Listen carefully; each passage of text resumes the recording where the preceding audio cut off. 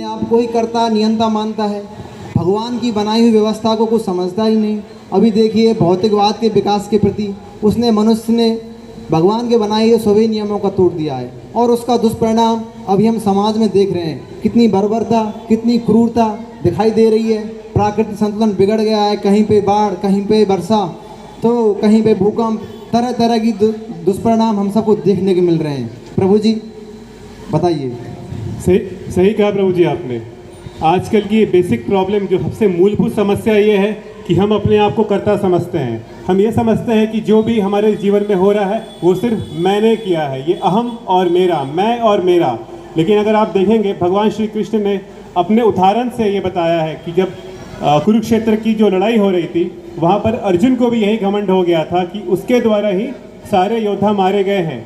बड़े बड़े कर्ण, शकुनी, उसके साथ साथ द्रोणाचार्य, ऐसे कई महान योद्धाओं को अर्जुन ने समाप्त किया था। और युद्ध के अंत में उसे ये तनिक थोड़ा सा ये घमंड हो गया था कि वो सारे काम उसने किए हैं। लेकिन अंत में भगवान श्री कृष्ण ने उन्हें ये दिखाया कि जो भी कुछ हो रहा है वो मेरे द्वारा ही हो रहा है, और तुम एक मात्र निमित्त हो, निमित्त मात्र भव सभ्य साचिन, ये कहा था भगवान ने।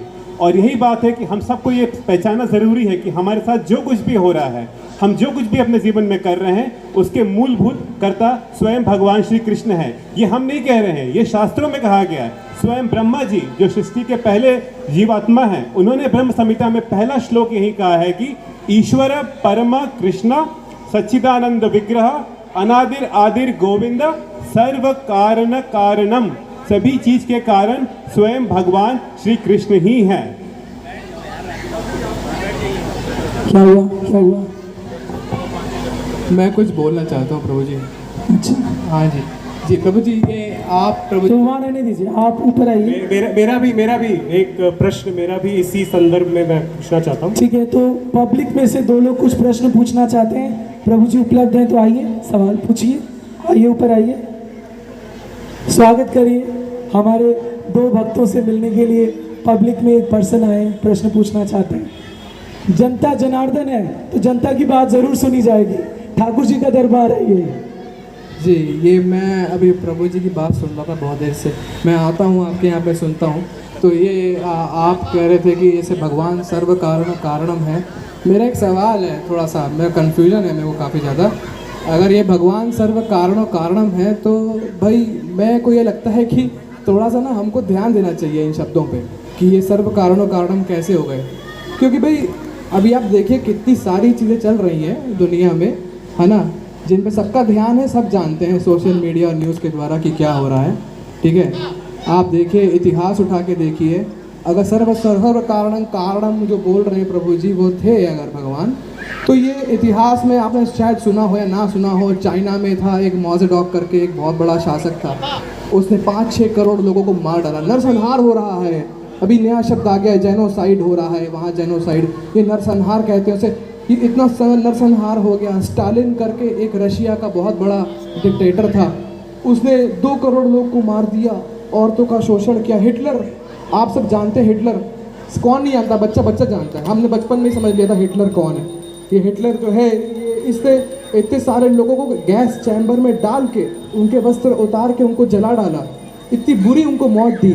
औरतों का शोषण, छोटे छोटे बच्चों को जला दिया प्रभु जी। तो आप जो बता रहे हैं उसके अकॉर्डिंग मुझे समझ में ये नहीं आ रहा। मेरा सवाल ये है, और अभी तो इतिहास छोड़िए, हम अभी की बात कर लेते हैं। अभी की बात आप देखिए, बांग्लादेश में कितने लोगों को मार रहे हैं, सर छुपाने की जगह नहीं है। पाकिस्तान में लड़कियों को उठा रहे हैं, उनका धर्म परिवर्तन हो रहा है, बुरा हाल हो रहा है। चाइना में देखिए जाके अभी भी इस्लाम पंथ वाले गायब हो गए हैं, कहाँ हैं पता ही नहीं, किधर हैं पता नहीं, उनकी बॉडी भी नहीं मिल रही है, बड़ा बुरा हाल है भाई। और आप कह रहे हैं सर्व कारण, तो मेरा बस सवाल यही था कि जो आपके भगवान अगर इतने बड़े त्रिकालदर्शी हैं तो क्या उनको ये सब पता नहीं था कि ये होने वाला है, इतना बुरा होने वाला है। उसमें अच्छे लोग भी थे, बुरे भी होंगे, लेकिन बुरा तो हुआ ना, तो वो आए काहे नहीं की, वो व्यवस्था काहे नहीं करी उन्होंने भगवान के लिए, इन बच्चों के लिए, सबके जो मर गए। जी प्रभु जी, अगर कुछ अच्छा हो जाए तो मनुष्य बोलता है कि उसने किया है, वहीं कुछ गड़बड़ हो जाए तो बोलते हैं भगवान ने किया है। अरे जो कुछ किया है वो हमें हमारे कर्मों का ही, हमारे ही करे धरे का परिणाम है।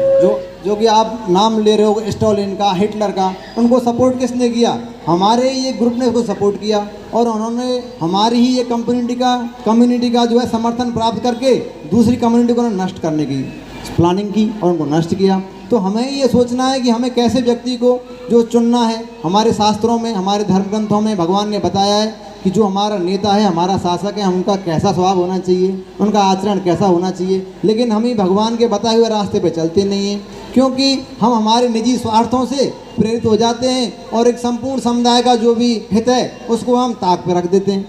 और ये घटना हम आज भी देख रहे हैं। बांग्लादेश में देखो, एक छोटे से समस्या के कारण उन्होंने अपने निजी स्वार्थ के लिए कितना बड़ा नरसंहार किया है। तो प्रभु जी इसके लिए जिम्मेदार हम ही हैं, अगर देखा जाए तो।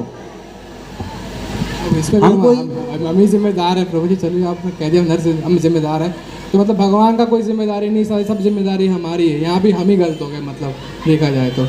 और अब एक बात और बताइए, है ना, अभी इतना ही नहीं, आगे और सुनिए, है ना। अभी एक आपने सुना होगा, यूएन का नाम सुना है, यूनाइटेड नेशन सब जानते हैं, है ना। उनकी सर्वे रिपोर्ट आती है, सर्वे रिपोर्ट में आया अभी ठीक है कि हर 10 सेकंड में एक भूखा बच्चा मर रहा है।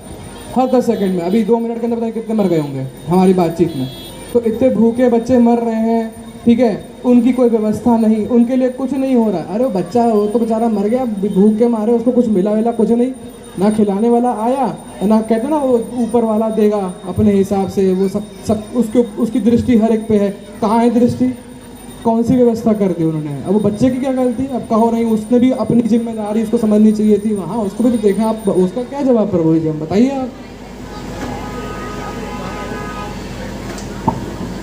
हरे कृष्ण। बात तो आप प्रभु जी बहुत बड़ी बड़ी कर रहे हैं, आप तथ्यों की बात करते हैं।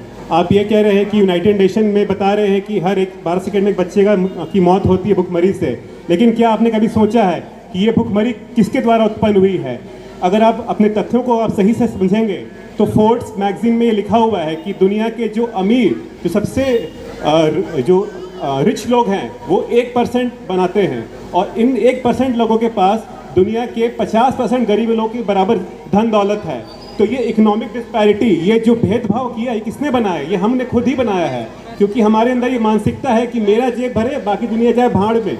हमें चाहिए कि हमारा बैंक बैलेंस बढ़ता रहे, मेरे घर अच्छे से संपत्ति आए, मेरा परिवार अच्छे से चले, और बाकी जो गरीब है उनको उससे में कोई मतलब नहीं है। तो ये हमारा लालच, ये हमारा निजी स्वार्थ है जो कि ये डिस्पैरिटी, ये डिफरेंस क्रिएट कर रहा है। भगवान ने कभी कोई हमें डिफरेंस क्रिएट नहीं किया है। भगवान हमें बताते हैं कि वो सभी के लिए इक्वल हैं, सभी के लिए समभाव रखते हैं। समो अहम सर्वभूतेषु न मे द्वेषो अस्ति न प्रियः।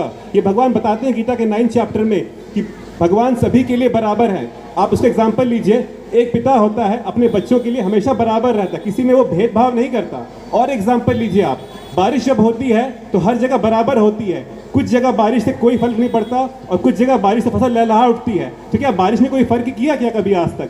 भगवान कभी किसी में फर्क नहीं करते। लेकिन क्योंकि हमारे अंदर इच्छा है कि हमें और चाहिए, इसलिए आप देखिए पूंजीवाद देशों में, कैपिटलिस्टिक इकोनॉमी में लोग अपने जेब भरे जा रहे हैं अपने निजी स्वार्थ के लिए। नतीजा क्या हो रहा है? आधी जनता भूखे मरती है। सबके पास एंजॉय करने के लिए, दूसरों को एक्सप्लॉइट करने के लिए सब कुछ है, लेकिन दूसरों को हम देना नहीं चाहते। उसमें भगवान की क्या गलती है? भगवान ने तो सब कुछ सबको इक्वली दिया है, लेकिन क्योंकि हम चाहते हैं कि मेरा फायदा हो, इसलिए ये भुखमरी का ये जो रोना आप रो रहे हैं ये उसी वजह से है।